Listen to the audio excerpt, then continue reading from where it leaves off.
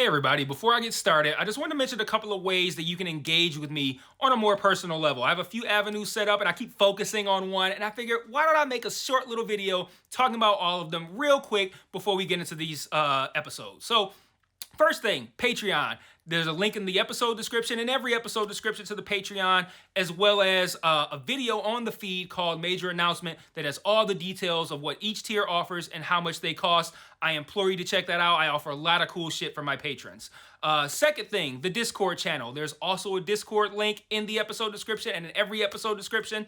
I have multiple channels set up there for each show that I'm covering, and it's a great way to just engage with me. I have a channel set up for MMA talk as well. I'm a big MMA fan, so if you're an MMA fan, you can check that out as well. There's a link to the Discord in the episode description.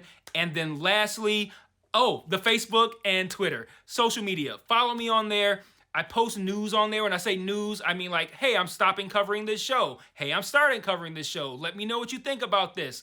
I do live watches of things on Facebook where like I'll check in and say I'm watching so-and-so show, and then I'll like live comment while I'm watching it, and that'll be cool if maybe you watch that show too and you want to watch along with me, or you're watching it later and you will see my thoughts, which are usually pretty entertaining because I'm usually pretty high when I'm writing them. So check out all those links in each episode description, and let's talk about this episode. Peace. One mic, one mic. Yeah. All I need is one mic. One mic. Yeah. All I need is one mic. One mic. One mic. Hey everybody, welcome back to One Mic, where I watch shit so you don't have to. And today I'm here for another episode of Mike's Musings, the third one for you patrons, the handful of you, like literally handful. It's probably like two of you that that pay at this price point to be able to get Mike's Musings. But I do want to say, obviously it's been a long time in between Mike's Musings 2 and this one. I'm going to push to put these out monthly, just like I put out a schedule for January. That kind of like forced me to adhere to it. My back issues that if you've watched any of the videos I've released this month, you probably heard about. My back hip issues really inhibited me from recording. Even right now, I'm feeling like kind of in a decent amount of pain. So I'm still going to kind of like move this at a casual pace because I don't want this to feel like I'm rushing through it. I want to feel like, you guys are sitting here kind of like having a conversation with me of sorts, like about all the things that I just don't talk about on the channel. So my plan is to get these out monthly. The only thing that could be a hindrance to that is there just might not be enough material to talk about. It's been a while since I did another one, so I have a lot of shows to talk about. But then you couple that with an increased frequency, and then also the fact that there's just kind of like a January drought. So like anything, and probably February as well. So anything that does come out that I have interest in, I'm probably going to cover it on the channel. So, it kind of needs to be a situation where it's something I have interest in. Maybe I start to cover it on the channel, the videos do terribly, and then I'm like, I can't cover that anymore. And then it becomes a Mike's Musings conversation. So that's kind of what I expect to happen, but we'll see. But right now my plan is to put these out monthly. And like I said, hopefully I'll be able to get up enough content that I watch on my own, which I probably will, because I do watch a lot of stuff on my own, to actually have some stuff to talk about. So for this one, I think I want to start. I'm going to get comfortable because I'm not going to rush this one. We'll start with Taylor Sheridan because there's a couple of Taylor Sheridan shows on here to talk about. And I think what's interesting about the Taylor Sheridan shows is that I kind of expected the same vibe or the same feel or the same kind of like, I don't know, something where I felt like all of these shows are kind of like under the same umbrella, even though they might have different topics. And Mayor of Kingstown and Tulsa King are two Taylor Sheridan shows that I watched that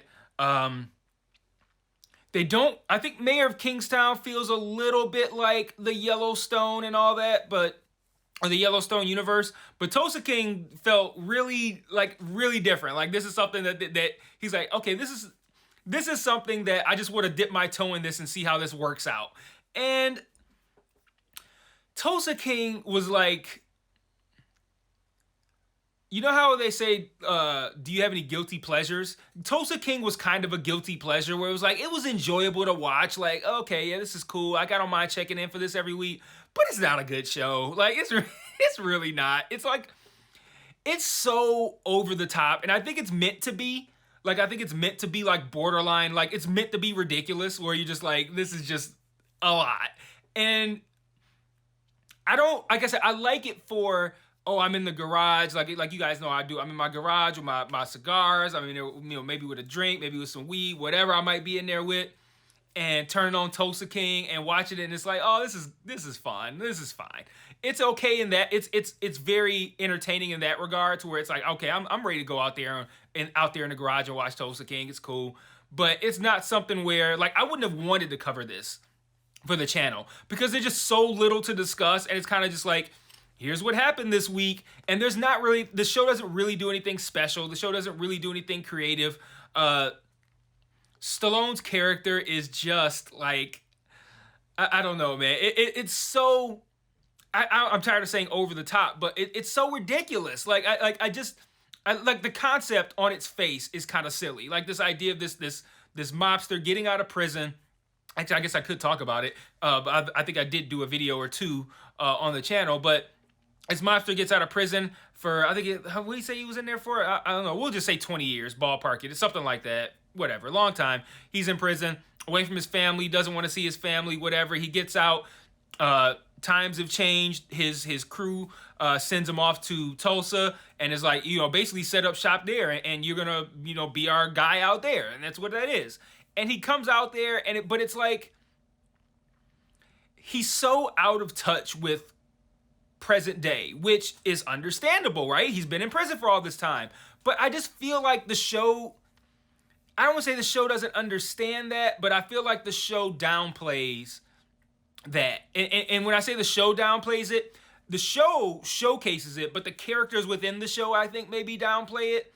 Like, there's just something where it's like, there's not enough people or not enough times where it's pointed out how ridiculous Dwight is being at any given moment, especially in those first couple episodes when he's coming in and he's just like, I'm going to buy up this weed. I'm going to own this weed shop with you now. And it's like the simple things of it, like, who the fuck are you? Why are you in here? Why do you think I would agree to this? You're telling me all this tough guy shit. I'm just going to call the fucking cops, or I'm going to shoot you myself. He comes in as if his reputation precedes him in Tulsa. It does in New York, I'm sure, but in Tulsa it doesn't. But at least it shouldn't. But the show plays it that way, and I'm just sitting there like, this is ridiculous. Like, everything he's doing and saying is ridiculous. Like, no one should be, like, everyone is responding to his behavior wrong. Like this is not how you respond to this behavior at this time. Like, maybe, if it's New York and these are people who are familiar with who he was, fine. But I don't know. It's a lot. And then the black guy that is his driver that looks like a knockoff Gerard Carmichael, like, he's okay. I don't hate him or anything like that, but he's just nothing special. He kind of feels like a dumb sidekick. And I'm sorry for using the word dumb. I'm not even trying to say the character is dumb, let alone the actor. But I meant, like, when I say dumb sidekick, I kind of mean like he's just that guy who's along for the ride. Like, he's not really contributing anything of value. He's probably going to put himself in danger. He's just there all the time. What's the the phrase for somebody who's like comedy, like the comedy person, like, oh, this is the person we bring in to interject laughs. He's kind of like that too. Why can't I remember the phrase for this? Fuck, I don't know. Maybe it'll come to me later. But he's like that. He's fine. Whatever. He's all right. But like I said, everything on the show is just okay. Like, nothing's really all that great. You get some pretty impressive kills every now and then, some violence, and Stallone's over-the-topness is entertaining. The show is entertaining. It's just not good. It's not bad, but it's not good. And then Mayor of Kingstown, I really enjoyed, as obviously since I'm doing season 2 coverage on the channel. I kind of want to sidebar on that. I'm really disappointed in how poorly the Mayor of Kingstown videos are performing. I figured the show was popular enough and there would be enough of a January drought to where those videos were performing better. Like, if it weren't for the fact that there's not really much else to cover, I'd probably stop my Mayor of Kingstown coverage because the videos just aren't doing all that great. But I do enjoy the show. I think it's really cool concept-wise, the idea of this guy who kind of like has influence in all these different areas, like with the guards in the a town. I need to start explaining the concept of these shows. Kingstown, Michigan is where the show is based, It's apparently a town that has, I think they said in the opening episode, like 7 prisons within a 10-mile radius, something ridiculous like that. And Jeremy Renner plays this guy Mike, who is he's the mayor of Kingstown. He has influence everywhere. He has influence with the guards in the prison. He has influence with the gangs on the outside and on the inside. And everybody just kind of respects him. And because of that, they kind of use him as like a conduit between all these different people that need to interact but really don't. Like you're not gonna sit down like the head of the Crips and the prison warden in a room and they just be like, hey, yeah, let's just hash it out. But you have a guy like Mike who can set that kind of thing up, or be like an arbitrator and kind of like speak on the behalf of people. And that's what he does. And he ends up getting into all kinds of trouble along the way. What's his name? Why am I drawing blanks on names that I know? The guy that plays Peter Baelish on Game of Thrones. He's on this, Littlefinger. He's on this show. He plays a character named Milo. He has a woman named Iris that he sends to essentially almost kind of be like be his person on the inside with Mike. But she ends up kind of falling for him, it seems. My whole thing in season 1 was I thought that she was it was a long con and that she was just pretending to like him, and then at the end of the season it would be revealed that she had been working for Milo this whole time. But the season ends and that doesn't happen, so I let it go. But what was I trying to remember? Oh yeah, his name. It's really bad. It's Aidan Gillen. I remembered something. Thank you. If I can only now remember what this term is for people who are brought in for comic relief. If I could only remember the term for comic relief. He's brought in kind of like comic relief. I call him Rothaniel. He looks like I'm sorry, I've gone back to Tulsa King. But I call him Rothaniel because I feel like he looks like a knockoff Gerard Carmichael, and Rothaniel is apparently Gerard Carmichael's real name. So I call him that. But back to Mayor of Kingstown. We have his mother works at the women's prison, is kind of like a teacher. His brother is a cop, an actual cop. Unlike him, he's treated, he being Mike, Jeremy Renner's character, he's treated like a cop, but he's not. He said I talked about Iris. Oh, and then his main connection with the gangs is this guy named Bunny who sits out on this front lawn. Apparently he's like the head of the Crips, whatever. That's his kind of like gang connect.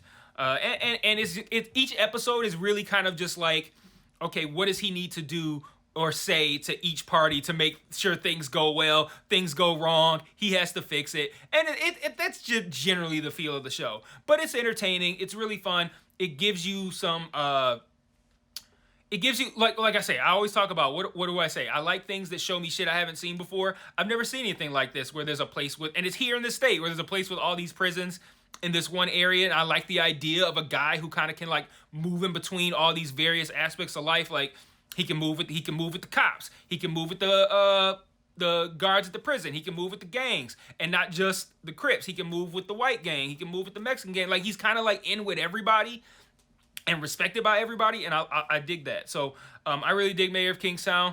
You guys can obviously check my season 2 coverage. I'm gonna keep doing it, even though I'm disappointed in the plays of the videos. I'm gonna keep doing it just because I enjoy the show, and like I said, there's kind of a drought right now as far as content goes. I don't know what's going to happen when 1923 and Yellowstone come back, because that's going to make Sundays really crowded. You have 1923, Yellowstone, Mayor of Kingstown, and Mayfair Witches all on Sundays. Although AMC Plus has been cool with putting out Mayfair Witches on like Thursday, so that's actually very beneficial to me. Let's see, where do I want to go next? Let's see, I talked about Taylor Sheridan. Let's go up. Let's just start from the top here, because I have everything kind of listed here that I want to talk about. I'll talk about She-Hulk briefly. That was one that I watched. That when I watched the first episode, and I think I did a video for it. I watched the first episode. I'm like, I don't know about this one, but once you could get accustomed to the fact that it's really supposed to be like a legal comedy, like a week to week. I mean, it has like a thin little through line plot that runs through the whole season, but more or less, it's just like a week to week. Like, here's the funny case situation that's happening this week. How's she gonna handle it? And it's funny, it's interesting, like it's a good fucking like popcorn television show. They're just like a good half-hour sitcom comedy kind of thing. Like, it's good, it's fun. Like, so it's like if you go into it thinking it's gonna be in the same like tonal space as well, basically all the other Marvel TV shows, yeah, you're gonna be disappointed. But if you accept and acknowledge that it's really just meant to be a comedy, like essentially like a workplace comedy, that happens at a law firm or in the court, and it just so happens that one of the characters has superpowers, and that's the only real difference. So she has different kinds of cases. She has cases where she deals with superheroes, which is actually that's a plot point for the season, is that She-Hulk, she ends up getting a job as a lawyer, actually working superhero cases only, like in a superhero division. She's like the head of the superhero division, so she only works cases with superhero shit. So that makes it interesting too, because if I'm saying like, oh, it's just a legal comedy and it just so happens to be She-Hulk, it's like you might think like it's some like, I don't know, man, not Law and Order, but like it's some shit where it's in the court all the time and it's kind of dry. But it's like she only covers superhero cases, so all the cases are creative too. So it's like, it's interesting, it's funny. They brought in, they had this Madison character that showed up at the end of the season that was fucking hilarious. Yeah, I thought that show got a bad rap, I think, because the first episode was kind of weak, and I think also the change in tone from all the Marvel shows that preceded it to this was jarring for a lot of people, and they were like, oh, I'm not with this. But I think, again, like it does depend on you going into it knowing that it's not what you've seen before. It's not going to have the same tone as Loki or Falcon and Winter Soldier or WandaVision. None of that shit. It's its own thing, and it's really just a sitcom comedy. So if you're just looking for something to laugh at and shit, there you go. It's good. It's fun. I liked it a lot. I made my honorable mentions for my best 22. Sorry. I have Yellowstone in here. I know I know I already did the part where I was going to talk about Taylor Sheridan shows, but I kind of do want to circle back because I have Yellowstone in here, and I had Yellowstone in here, I think, before season 5 had even premiered, because I think I did a video for 1 through 4, and I think I watched maybe like one episode of 5. I probably got a video out for it, but Yellowstone I want to talk about too, because Yellowstone is dead. Like, that's a show, they need to wrap that up. We don't need no more Yellowstone. Let me adjust here. Back starting to bug me. Yellowstone's dead. Yellowstone is just like, Yellowstone is like, it has a template, right? Like, this is the structure of this show. This is how it's gonna flow. This is every character's role. This is how the stories are gonna be structured, and we're gonna do it this exact same way every season with no change. And the only thing we're gonna swap out is the details, but we're not gonna swap out the broad strokes. The problem is, most things are structured that way.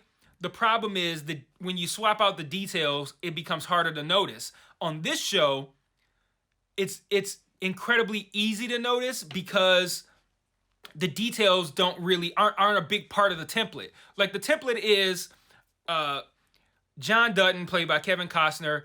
He owns this Yellowstone ranch. He's very powerful. He owns a lot of land in Montana.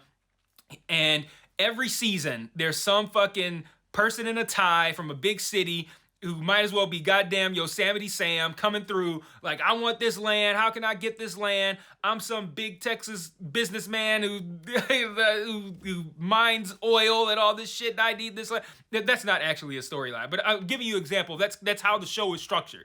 And it's the same thing every season. So when the detail that you're swapping out is the person who comes and does that exact thing, it's super noticeable. Because it's like, this is the same motherfucker from last season. It's just a different character, but it's that same idea of, here's that big wig from the city who underestimates country people, who thinks he's gonna come in here and walk all over us. And then you have Beth come along, and then Beth's got the same role every year as well.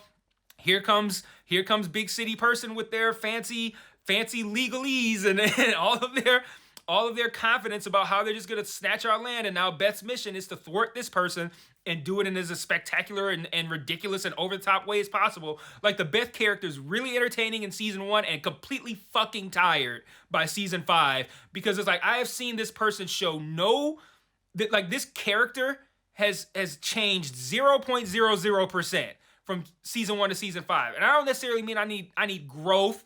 I don't need growth necessarily. It could be regression. That could be change. Like, it could be anything, like super trauma, like anything that fundamentally makes this character a little bit different. But every year it's the same fucking thing with all of them. They're all the exact same.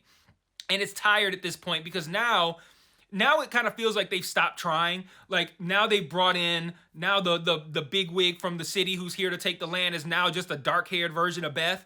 It's like, okay, we can't even come up with an original person to play this role, the city person who's here to take everything. We're just gonna make another version of Beth for that.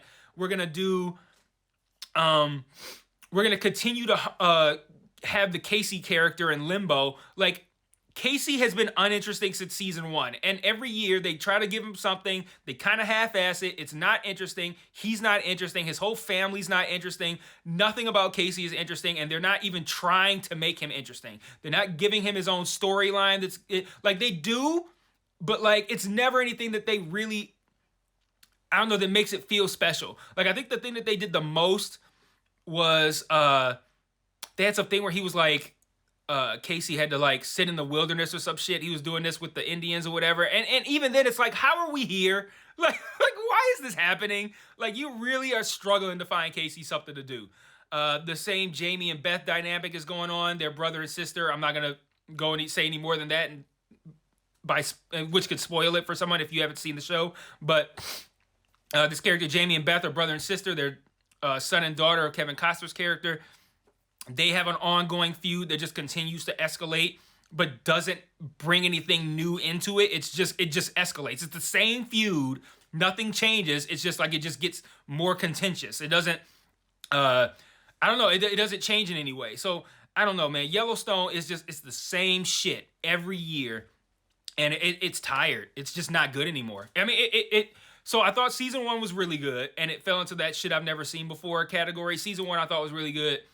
2 was, I think, less than 1. 3 was less than 2. Then I think 4 rebounded. I thought 4 did some really good stuff. But this one, 5, the worst one, easily. And it's like, we're not done with it. We're only like 7 or 8 episodes maybe. I don't know how many we've seen so far. But the mid-season finale was really good. But other than that, this season's been the worst of the 5. And it's because it's almost like they were forced to make it. Like, we don't have anything else to do, but y'all need a season 5, so let's just repackage one of the previous seasons with just new people in it, and we'll just do season 3 over again. Like, it's not that. But, that's kind of the vibe of the show, and I just don't care for it. Let's see. What else I got here? Let's go to something I enjoy. So, we're going to talk about Let the Right One In, which is Showtime vampire show. Vampire shows had a good 2022, man. I really liked Interview with the Vampire. And I really like Let the Right One In. I talked about it on the Best of 2022 show, but it was just like, it's peak popcorn television, man. Like, I loved getting into the garage again with my same setup on Friday nights and watching that show. It's really interesting. It's really entertaining, over-the-top violent. You got some really good acting. The kid in that show is adorable. You got Meryl Streep's daughter in it. Yeah, it's really interesting. And they took, so the movie is about these 2 kids who end up, developing a really, really tight friendship. And it just so happens that one of them is a vampire. And the show takes that's the whole movie. That's what the movie is about. The show isn't about that. The show has that as like a plot thread, like the relationship between these 2 kids. But it also is very much like a vampire show that just features this relationship between these 2 kids is a feature of a vampire show. Whereas the movie, the vampire was a feature of a essentially like a relationship movie. And I think that they're doing really good with the stuff that I like what they're doing with the 2 kids. I think that's really good stuff. And then they have this whole ongoing thing where I think the main plot here is the little girl was turned at some point. No, that's a spoiler. I shouldn't say that. The little girl was forced to turn at some point, and now the father is trying to find a way to cure her by trying to find the vampire that originally turned her. And they've been moving all around the country trying to find this vampire based on various horrific crimes. So like they might read something like in Baltimore, there were 6 beheaded people with tooth marks on their necks. They'd be like, okay, let's go there and maybe we'll find him. So like they kind of go around looking for this vampire in hopes of finding a cure. So like that's where that's their storyline.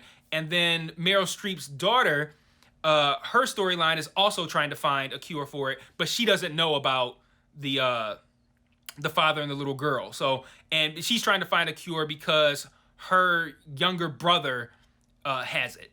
I said it has it like it's COVID. Her younger brother's a vampire. And like, this isn't a spoiler because I believe it's the opening scene of the season 1, episode 1. But this same character, Claire, I think that's her name on the show. Meryl Streep's daughter, her brother goes out in the sunlight and he gets burnt up, and we think he's dead, but he's not. Like, it's not a spoiler to say he's not dead. It's revealed he's not dead fairly early. But yeah, so now she's trying to essentially find a cure for him. So those are kind of like the three plot lines that are going on. Plus, the neighbor of the father and the daughter is a cop, and she's trying to find whoever it is that's killing people. And they move there trying to find whoever it is that's killing people because they think it's the vampire that might have turned the daughter. But then the father has to start killing people too, because how else does the girl eat? Because he doesn't let her feed on people. So he kills people and brings her to blood. So now his own neighbor, who's a cop, is now looking for him. Obviously not knowing it's him, but she's looking for him because she's trying to find a person who's killing people and doing all that shit. So that's an added part of it. And then another added part is that the two of them kind of develop a relationship, which makes it even more interesting. So like a lot of really cool stuff happening on that show. I hope it gets a second season. If it does, I will cover it, full coverage on this channel. If it does get a second season, I enjoyed it that much. So yeah, I encourage you to check that one out. But like, again, it's not something where you'd be like, oh, how didn't this get Emmy nominations? It's not like that, but it's something where it'll be an entertaining watch for you however often you watch it. It'd be a nice little thing where you could be like, okay, I'm gonna sit and do my version of Mike's Garage thing, and this will be my entertainment for the week or for the night or however you do it. I think most people will like it. Let's see, where do I want to go next? Let's move to comedy. A comedy that I watched that just came back for its third season, and it dropped 2 episodes a week, so it's already done. It was only like a month. It's Southside. It's on HBO Max. It's about the South Side of Chicago. And it's one of those things where, like, I don't know if you guys would watch it and like it, but I really like that show. I think it's something I think is kind of like not necessarily just unique to black humor, but it has a very this region kind of vibe. When I say this region, I look at Chicago and Detroit as kind of like sister cities, like they're pretty much the same, and it feels very like at home watching that show. But the concept of it is that these two friends, they work at a, I don't know, it's a rent-to-own place, like Rent-A-Center.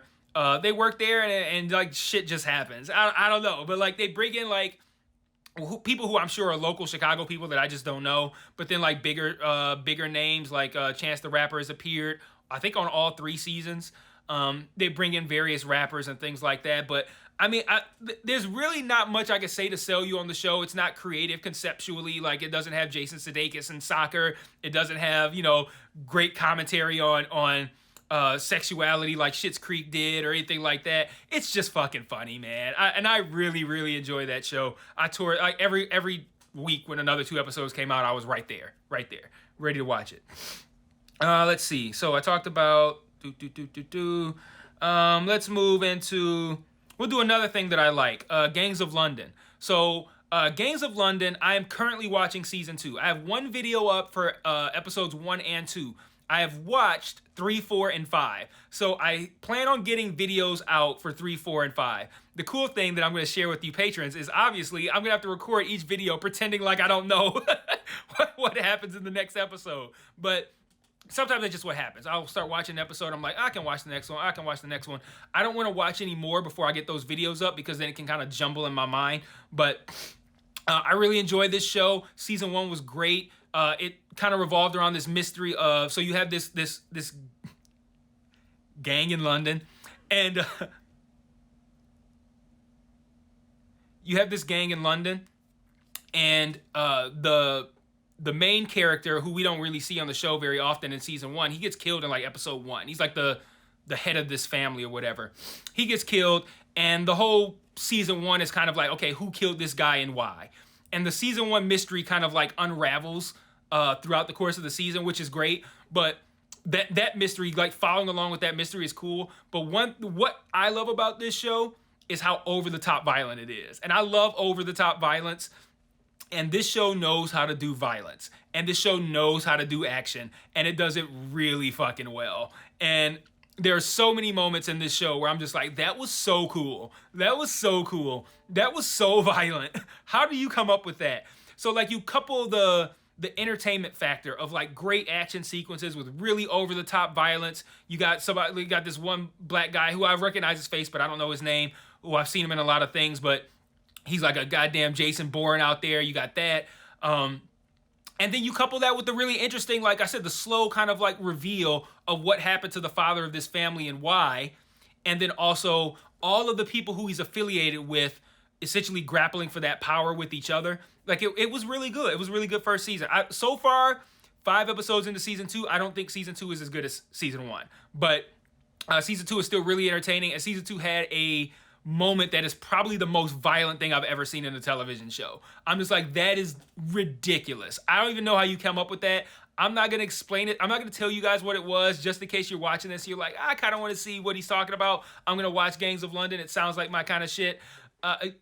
I'll save it for you, but man, it's disgusting, and I absolutely loved it. But yeah, the show's really entertaining, man. Like I feel like it's one of those shows, kind of like Let the Right One In, where I think anybody would like it. Unless you think it's too violent and you just literally you can't stomach it, you're like, this is too much for me, then you might not like it. But otherwise, like I feel like that's the kind of show that anybody would like. It's just universe. It's easy to follow. It's not complicated, and it's gonna give you really good action sequences, really good violence, really good storyline, all that good stuff. Really interesting characters, compelling characters. There's some scary ones in season 2, so like all that good stuff. I think Gangs of London is one that everybody would like. I'm excited to watch the last 3 episodes, but I'm purposely waiting because I'm like, I need to get those videos recorded before I do it. I don't know when I'm gonna get an opportunity to record those videos, but that's my plan. So right now I'm kind of balancing trying to finish that with watching The Last Kingdom, which if you are someone who's been on the channel, you saw me do the season 1 video for that Brett asked me to do for his commission request. I watched season 1, I did that video. I'm still watching the show. So I think I'm actually at the exact same point on Last Kingdom. I'm on season 2, episode 6, and I'm on season 2, episode 6 of Gangs of London. So I'm at the exact same point, and I believe they both have 8 episodes. So I have 3 of each left to watch. I'm probably not going to talk about The Last Kingdom anymore. I think the video that I put out is enough, but I will say right here while I'm talking about it, I do enjoy The Last Kingdom. It's like it's similar to Game of Thrones, but significantly less in quality in the sense of like production quality. Like it doesn't feel like HBO, but it's good in the sense of you still have the political machinations. You actually have a lot less of the fighting and the violence. There's no dragons yet, but who knows what'll happen. But it does a lot with, I think, the drama of it, the political machinations. It does a lot with that, and I think that's really entertaining. Let's see, where am I gonna go next? Another show I love, Slow Horses. It like pains me that I can't cover Slow Horses on the channel because the videos do so bad, and it's like, to give you guys an idea, so when I'm watching a show, if it's an hour long, I don't watch the show for an hour and then make a video. Like I'm taking notes so I can remember like everything that's happening. Keep it. I want to talk about this thing. So an hour long show might actually take me an hour and a half to get through. Then my notes are just like what happened, and I might put a couple of things in there about what I thought about it, like, oh, I peeped this, I peeped that, whatever. But then I get here at my desk and now I'm organizing the notes into a way that allows me to do the videos in a way that feels a little bit more smooth. Like I'm just talking about the show. It doesn't feel like I'm just like recapping it or something like that. So I'll maybe like section it off by theme or by concept or whatever. Point is, I organize the notes. That takes a long time. Like you would think it doesn't, but organizing the notes takes probably at least about a half an hour. Then I got to record the video. That's about a half an hour. Editing it, I can do that pretty quick. I'm not even going to count that in my time. But then rendering it takes probably about another half hour. So now, and then uploading it takes probably about another half hour. So now we're at, I think I did 4 half hours plus the hour and a half for watching the show. So now 4 half hours, that's 2 hours, hour and a half show, 3.5 hours. That's 3.5 hours that I could potentially spend or be dedicating towards Slow Horses for it to get 70 fucking plays. Like, I can't do that. Like, that 3.5 hours could be dedicated towards something to get 1,000 plays. So, like, I can't put a 3.5 hour commitment to a show, no matter how much I like it, for 70 fucking plays, man. I just can't do it. But I love Slow Horses, man. It's a spy show. It's easily digestible. Right now, there's only 2 6-episode seasons. They're based on books, so it's already established material. You don't have to worry about Benioff and Weiss not having books anymore, so they just say, fuck it, we're just gonna make whatever the fuck show we feel like. You don't have to worry about that. It's got content. I think there's a ton of books, and I think the show has already been renewed for I think it's supposed to cover like all the books or something like that. They do a cool thing where they put a trailer for the next season at the end of the season you just watched. They put out season 1 and 2 in 2022. It stars Gary Oldman. It's like I said, it's like a UK spy show. Slow Horses is like a term for Slough House, which is the name of the building that these MI5 agents get sent to when they're essentially not good enough for fucking MI5. My gathering is that MI5 is, I think in my video that I did for us, I said it's like the UK CIA, and I think somebody corrected me and said it was more like the UK FBI. But whatever, FBI, CIA, whatever the fuck, it's the UK version of that. These handful of people fucked up in MI5 and essentially got demoted to Slough House, which is run by Gary Oldman's character. He's a piece of shit. He degrades them. He's terrible. He's farting all the time. But, he does like them. He does like them. You could tell it's his team. He's very possessive of them. And they're constantly stumbling upon really important missions that they have to solve. So it's really entertaining. It's really exciting. It does great with drama. All the characters are awesome. Like, I love Slow Horses. And like I said, it just sucks that I wish I could cover it on the channel, but I can't dedicate 3.5 hours to 70 plays. I just can't. I think, wait, am I almost done? I have one. Okay, yeah, I only have 2 more things to talk about. So we're at 35 minutes. I got 2 more things to talk about. One is no, they're both things I didn't like. One is one that I did like, but I progressively liked it less. And then one is just something that's just bad. Manifest. Manifest, man. Toward the end of Manifest's original run, it was so popular that when it got canceled, I was like, and everybody was upset about it, like, oh, we need another season of Manifest. I'm like, man, okay, let me check this shit out. Manifest is so bad. Like, it's not just like, oh, I don't like it, or it's not that good. Like, no, it's like, I firmly believe in my heart and soul that it is an objectively bad television show. Like, it's not terribly bad, like where it's just like, oh my god, how is this even being put out? But it's like, it's not good. Like, it's the characters. So the concept of the show is that these people on this plane disappeared, and they came back, and for them on the plane, it was a brief moment where there was turbulence, and then it was fine. They get off the plane, and they're like, okay, cool, we're home. But then they realize that, what was it, like 5 years had passed for the people who were there. So it's like, what happened to this time? They came back, and like the people who were there were older, all this kind of stuff. And then it evolves into something where they start to have like this power where they get like these visions and shit. And then what this show does is like, they now have like terms for everything. And I'm not going to go over the terms because like, if you haven't seen the show, who fucking cares what the terms are? But they come up with these terms like callings for the visions that they have. And they have all these different terms that are just so ridiculous. I'm like, why you always gotta be coming up with names for stuff? Like, to call it, it's become very much a week-to-week kind of like, what is the mission this week that we're gonna use our powers to solve? I'm like, what does this show become? Like, I thought it was supposed to be a mystery about what happened to these people on this plane, and now they're like some goddamn Scooby-Doo motherfuckers who are like running around solving mysteries with their fucking special powers and shit. Like, the show put finding out what happened to the plane kind of almost as like, not an afterthought, but like on the back burner. Like, it's like the second most important thing behind just pumping out episodes of them solving mysteries with their fucking plane powers. And I don't know, the characters are bad. They're not really believable. The actors are mediocre. The way the characters are written is bad. Like, one of the Indian character, Sanvi, the woman, her character is so bad that she's entertaining to me. Like, she's one of my favorite characters because she's so ridiculous. Like, she cannot stop moving. She's always getting herself in trouble. She's gonna do the unadvisable thing out of stubbornness every time. Like, I know that's the wrong thing to do, but I'm gonna do it anyway because I'm fucking zombie and I love to put myself at risk and just be reckless. And I don't know, it's such a ridiculous show, and not in a good way like Tulsa King, in a bad way. Like, they're doing us a favor by this being the last season. This is not a good show, people. And I'm watching it, like, my wife enjoys it, I think, to a certain degree. And then we also have this thing where it's like, we kind of just want to finish shit we started. And now we were like through 3.5 seasons. Why would we not watch the final half? But Manifest isn't a good show, guys. Don't watch it. And then the last thing is Peaky Blinders. Peaky Blinders is something I've always had interest in for a very long time that I just never got around to watching. And then my wife and I decided we wanted to find something, for our late night watching that we could get through fairly quickly.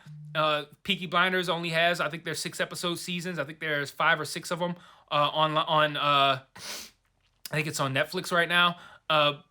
Peaky Blinders starts off great, and by the time it's at its end is not very good.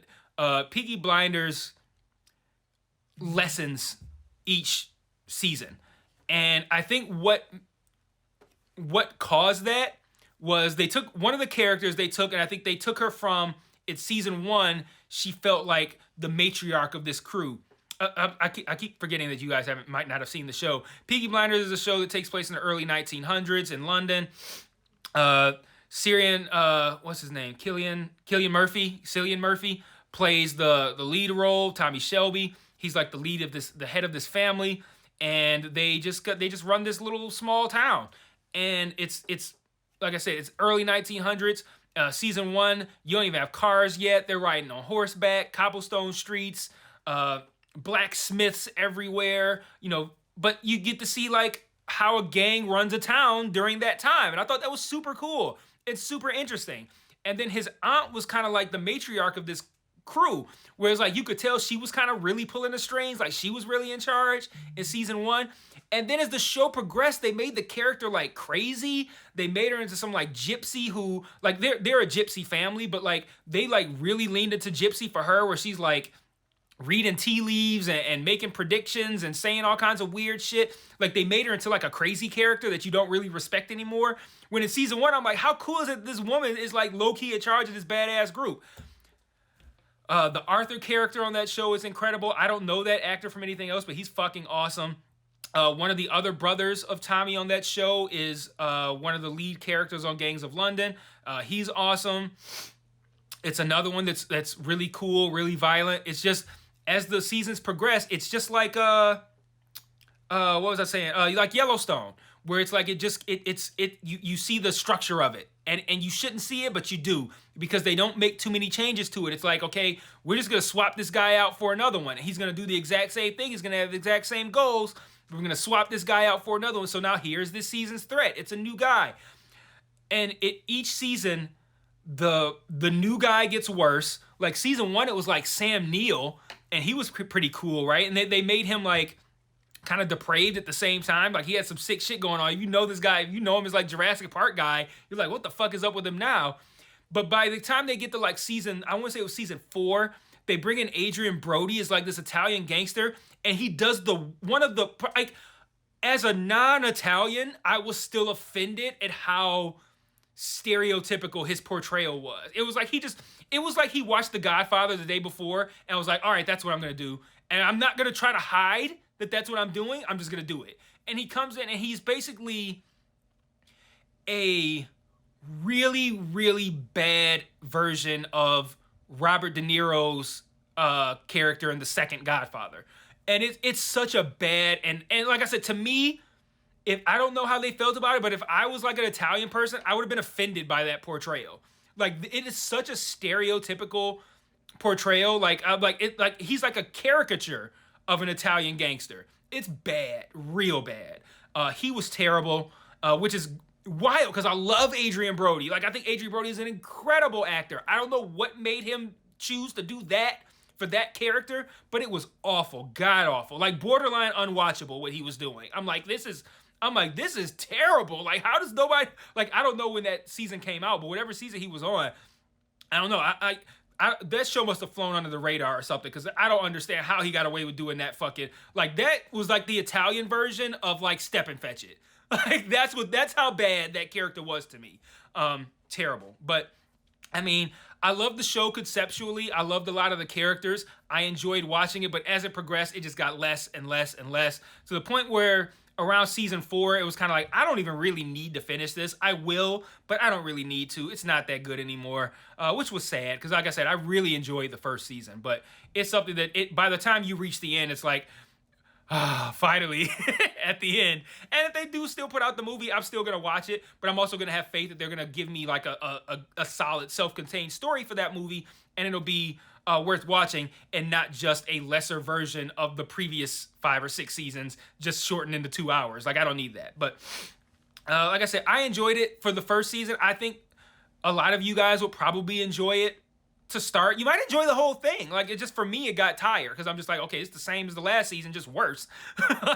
And I think another thing that this show fucked up is, like, the richer the gang got, the less interesting they were to me. Because when they were just like a small gang in this small neighborhood on horseback with cobblestone streets and blacksmiths and all of this industry, you got big towers and smoke pouring out of them.